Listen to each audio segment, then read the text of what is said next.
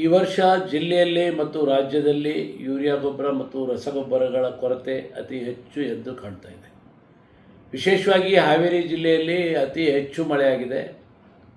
ರೈತರು ಬಿತ್ತಿದ್ದು ಬೆಳೆ ಎರಡೆರಡು ಸಾರಿ ನಾಶ ಆಗಿದೆ. ಮಳೆ ಹೆಚ್ಚಾಗಿ ಬೆಳೆ ನಾಶ ಆಗಿದೆ. ಆ ಬೆಳೆಗೆ ಗೊಬ್ಬರ ಹಾಕಬೇಕು ಅಂತ ಹೇಳಿದರೆ ಯೂರಿಯಾ ಗೊಬ್ಬರ ಸಿಗ್ತಾ ಇಲ್ಲ, DAP ಸಿಗ್ತಾ ಇಲ್ಲ. ಅಧಿಕಾರಿಗಳನ್ನ ಕೇಳಿದರೆ ಸಬು ಬೀಳ್ತಾರೆ, ನಮ್ಮ ಹತ್ರ ಸ್ಟಾಕ್ ಅಷ್ಟಿದೆ ಅಂತ. ಕೃಷಿ ಜಂಟಿ ನಿರ್ದೇಶಕರ ಪ್ರಕಾರ ಹಾವೇರಿ ಜಿಲ್ಲೆಗೆ 66,000 ಮೆಟ್ರಿಕ್ ಟನ್ ಬೇಕು.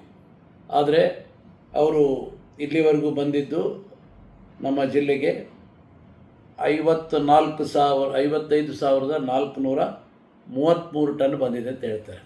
ಇದರಲ್ಲೇ ಕಾಣ್ತಾ ಇದೆ 13 ಲಕ್ಷ ಟನ್ ಮೆಟ್ರಿಕ್ ಟನ್ ಕೊರತೆ ಆಗಿದೆ. ಇದರ ಜೊತೆಗೆ ಕಾಳಸಂತೆಯಲ್ಲಿ ಗೊಬ್ಬರ ಮಾರಾಟ ಆಗ್ತಾ ಇದೆ. ರೈತರಿಗೆ ಸೊಸೈಟಿಯಲ್ಲಿ ಗೊಬ್ಬರ ಸಿಗ್ತಾ ಇಲ್ಲ, ಅಂಗಡಿ ಸಿಗ್ತಾ ಇಲ್ಲ.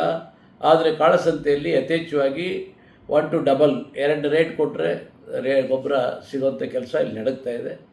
ಇದ್ರ ಜೊತೆಗೆ ಇನ್ನೊಂದು ದೊಡ್ಡ ದುರಂತ ಅಂತ ಹೇಳಿದರೆ ಎಲ್ಲ ಯೂರಿಯಾ ಗೊಬ್ಬರಕ್ಕೆ ಮತ್ತು DAPಗೆ ಬೇರೆ ಬೇರೆ ರಾಸಾಯನಿಕ ಗೊಬ್ಬರಗಳನ್ನು ಮತ್ತು ಕೆಮಿಕಲ್ಸ್ಗಳನ್ನು ಲಿಂಕ್ ಮಾಡ್ತಾಯಿದ್ದಾರೆ.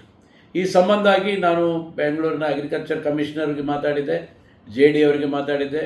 ಈ ಲಿಂಕ್ ಮಾಡ್ತಿರೋದು ಏನಂತ ಹೇಳಿದರೆ ಗಾಯದ ಮೇಲೆ ಬರೆ ಎಳೆದಾಗೆ ರೈತರಿಗೆ ಈಗಲೇ ಸಾಕಷ್ಟು ಸಂಕಷ್ಟಕ್ಕೆ ಸಿಕ್ಕಾಕೊಂಡಿದ್ದಾರೆ. ಅದರ ಮೇಲೆ ಮತ್ತೆ ಆ ಗೊಬ್ಬರ ಜೊತೆಗೆ ಮತ್ತೆ ಲಿಂಕಿಗೆ ದುಡ್ಡು ಕೊಟ್ಟು ತೊಗೊಂಬರೋಂಥದ್ದು ದೊಡ್ಡ ದುರಂತ ಅಂತ ಹೇಳಿದರೆ ತಪ್ಪಾಗಲಿಕ್ಕಿಲ್ಲ. ಆದರೆ ಕೃಷಿ ಅಧಿಕಾರಿಗಳು ರಾಜ್ಯಾದ್ಯಂತ ಮತ್ತು ಜಿಲ್ಲೆಯಾದ್ಯಂತ ಕಣ್ಣು ಮುಚ್ಕೊಂಡು ಕೂತ್ಕೊಂಡಿದ್ದಾರೆ ಅಂತ ನನಗೆ ಅನ್ನಿಸ್ತಾ ಇದೆ. ಅವರಿಗೆ ಬಹುಶಃ ಈ ಅತಿವೃಷ್ಟಿ ಆಗಿರೋದು ಅವರಿಗೆ ಸುಗ್ಗಿ ಆಗಿದೆಯಾ ಅಂತ ನನಗೆ ಅನ್ನಿಸ್ತಾ ಇದೆ. ಏನೇ ಹೇಳಿದರೂ ಕೂಡ ಆಯಿತು ಮಾಡ್ತೇವೆ ಅಂತ ಹೇಳ್ತಾರೆ, ಆದರೆ ಯಾವ ಕೆಲಸನೂ ಕೂಡ ಅವರು ಮಾಡ್ತಾಯಿಲ್ಲ. ಇದು ದೊಡ್ಡ ದುರಂತ. ಮತ್ತು ಕೊಟ್ಟಂಥ ಗೊಬ್ಬರ, ವಿಶೇಷವಾಗಿ DAP ಗೊಬ್ಬರ ನೀವು ನೀರಲ್ಲಿ ಹಾಕಿದರೆ ಅದರಲ್ಲಿ ಮಳಲು ಬರ್ತಾಯಿದೆ, ಅದು ಕೂಡ ಡೂಪ್ಲಿಕೇಟ್ ಆಗ್ತಾಯಿದೆ. ಯಥೇಚ್ಛವಾಗಿ ಕಾಳಸಂತೆಯಲ್ಲಿ ಇವತ್ತು ಕಲುಷಿತ ಮತ್ತು ಕಳಪೆ ಗೊಬ್ಬರ ಮಾರಾಟ ಆಗ್ತಾಯಿದೆ. ಕಳಪೆ ಗೊಬ್ಬರ ತಗೊಂಡು ರೈತರು ಭೂಮಿಗೆ ಹಾಕಿದರೆ ಇನ್ನು ಯಾವ ರೀತಿ ಬೆಳೆಯನ್ನು ಬೆಳೀಲಿಕ್ಕೆ ಸಾಧ್ಯತೆ ಇದೆ? ಕಳಪೆ ಗೊಬ್ಬರದ ಬಗ್ಗೆ ಯಾವುದೇ ನಿಯಂತ್ರಣ ಇಲ್ಲ. ಕೃಷಿ ಇಲಾಖೆಯ ಜಾಗೃತ ವಿಭಾಗ ಏನು ಮಾಡ್ತಾಯಿದೆ? ನಾವಿದ್ದಂಥ ಸಂದರ್ಭದಲ್ಲಿ 2 ಜಾಗೃತ ದಳಗಳನ್ನು 4 ಮಾಡಿ ರಾಜ್ಯಾದ್ಯಂತ ಗೊಬ್ಬರದ ಗೋಡೌನ್ಗಳ ಮೇಲೆ ದಾಳಿ ಮಾಡಿ ಎಲ್ಲೆಲ್ಲಿ ಅಕ್ರಮವಾಗಿ ಸಂಗ್ರಹಿಸಿಟ್ಟಿರ್ತಾರೆ ಅದನ್ನು ಹೊರಗೆ ತರ್ತಾ ಇದ್ವಿ. ಕಲುಷಿತ ಕಲಪೆ ಗೊಬ್ಬರಗಳನ್ನು ಪತ್ತೆ ಹಚ್ತಾ ಇದ್ವಿ, ರೈತರಿಗೆ ಅನುಕೂಲ ಮಾಡಿಕೊಟ್ಟಿದ್ವಿ. ನಮ್ಮ ಸರ್ಕಾರ ಇದ್ದಾಗ ಎಂದೂ ಕೂಡ ಒಂದೇ ಒಂದು ದಿನ ರೈತರಿಗೆ ಗೊಬ್ಬರದ ಕೊರತೆ ಎಲ್ಲೂ ಕಾಣಲಿಲ್ಲ. ಇವತ್ತು ಗದಗ ಜಿಲ್ಲೆಯಲ್ಲಿ ಗೊಬ್ಬರ ಇರ್ತದೆ, ದಾವಣಗೆರೆಯಲ್ಲಿ ಜಿಲ್ಲೆ ಗೊಬ್ಬರ ಇದೆ.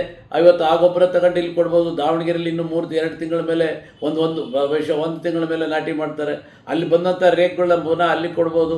ಇವತ್ತು ಇಲ್ಲಿ ಸಮಸ್ಯೆಯನ್ನು ಬಗೆಹರಿಸಬೇಕು. ಇದಕ್ಕೆ ಕೃಷಿ ಅಧಿಕಾರಿಗಳು, ಕಮಿಷನರ್ ಅವರು, ಜಿಲ್ಲಾಧಿಕಾರಿಗಳು ಏನು ಮಾಡ್ತಾ ಇದ್ದಾರೆ ಅಂತ ನಮಗೆ ಅರ್ಥ ಆಗ್ತಾ ಇಲ್ಲ. ಇದರ ಜೊತೆಗೆ ಸಂಪೂರ್ಣವಾಗಿ ಇವತ್ತು 75-80% ಮಳೆ ಹೆಚ್ಚಾಗಿ ಬೆಳೆ ಹಾನಿಯಾಗಿದೆ. ಆದರೆ ಬೆಳೆ ಹಾನಿ ಪರಿಹಾರದ ಬಗ್ಗೆ ಸರ್ಕಾರ ಯಾವುದೇ ಒಂದು ಚಕಾರವನ್ನು ಕೂಡ ಇವತ್ತಿಗೂ ಎತ್ತಾ ಇಲ್ಲ. ಮತ್ತು ಬೆಳೆ ಮಧ್ಯಂತರ ಪರಿಹಾರವನ್ನು ಕೊಡೋ ಬಗ್ಗೆ ಸರ್ಕಾರ ಚಿಂತನೆ ಮಾಡ್ತಾ ಇಲ್ಲ. ಇವತ್ತು ಏನಾಗಿದೆ ಅಂತ ಹೇಳಿದರೆ ಕೇವಲ ತಮ್ಮ ಸರ್ಕಾರವನ್ನು ಉಳಿಸ್ಕೊಳ್ಳೋ ದೃಷ್ಟಿಯಲ್ಲಿ ಕೇವಲ ಬಿಟ್ಟಿ ಭಾಗ್ಯಗಳನ್ನು ಕೊಟ್ಟಿವೆ ಅಂತ ಭಾಗ್ಯದ ಹೇಳ್ಕೊಂಡು ಹೋಗ್ತಾರೆ ಹೊರತು ರೈತರಿಗೆ ಗೊಬ್ಬರದ ಭಾಗ್ಯ ಇಲ್ಲ. ರೈತರಿಗೆ ಬಂದಿರೋದು ಕಳಪೆ ಗೊಬ್ಬರದ ಭಾಗ್ಯ ಬಂದಿದೆ. ರೈತರಿಗೆ ಕಳಪೆ ಬೀಜದ ಭಾಗ್ಯ ಕೊಟ್ಟಿದ್ದಾರೆ. ರೈತರು ಸತ್ಯಾನಾಶ ಆಗ್ತಾ ಇದ್ದಾರೆ. ಗೊಬ್ಬರದ ಕೊರತೆ ಇದ್ದರೂ ಕೂಡ ಜಿಲ್ಲಾಧಿಕಾರಿಗಳಾಗಲಿ, ಜಿಲ್ಲಾ ಉಸ್ತುವಾರಿ ಮಂತ್ರಿಗಳಾಗಲಿ ಎಲ್ಲೂ ಕೂಡ ಒಂದು ಧ್ವನಿಯನ್ನು ಎತ್ತಾ ಇಲ್ಲ. ಜಿಲ್ಲಾ ಉಸ್ತುವಾರಿ ಸಚಿವರು ಬಂದ ಯಾವ ಕೆಲಸನೂ ನೋಡೋದಿಲ್ಲ, ಬರೀ ಉದ್ಘಾಟನೆ ಮಾಡೋದು, ಟೇಪ್ ಕತ್ತರಿಸೋದು, ಹೋಗೋದು ಮಾಡ್ತಾ ಇದ್ದಾರೆ ಹೊರತು ಜಿಲ್ಲೆಯ ಸಮಸ್ಯೆಗಳ ಬಗ್ಗೆ, ಜಿಲ್ಲೆಯ ರೈತರ ಸಮಸ್ಯೆಗಳ ಬಗ್ಗೆ ಯಾವುದೇ ಕ್ರಮವನ್ನು ಜರುಗಿಸ್ತಾ ಇಲ್ಲ.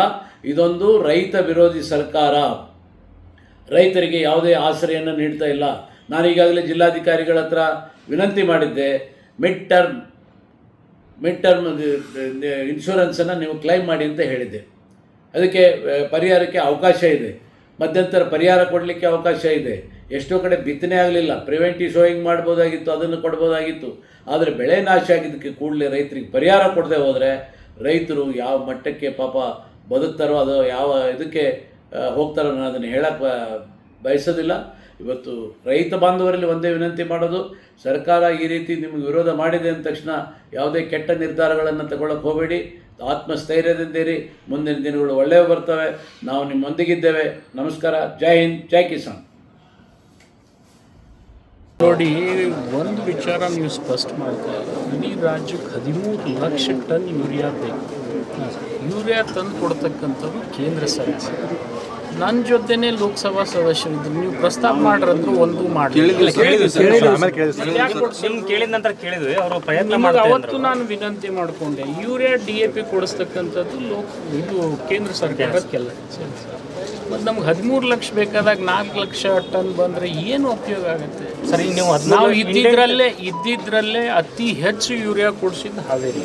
ಸರ್, ಇಂಡೆಂಟ್ ಎಲ್ಲ ಪೂರ್ತಿ ಹೋಗಿದೆಯಾ ನಮ್ಮ ಜಿಲ್ಲೆ? ನಮ್ಮಲ್ಲಿ ಎಷ್ಟು ರಿಕ್ವೈರ್ಮೆಂಟ್ ಇತ್ತು ಅದಕ್ಕಿಂತ ಜಾಸ್ತಿ ನಾವು ಪ್ರೊಕ್ಯೂರ್ ಮಾಡಿದ್ದೀವಿ. ಇನ್ನೂ ಪ್ರೊಕ್ಯೂರ್ ಮಾಡತಕ್ಕಂಥ ಕೆಲಸ ಮಾಡಿ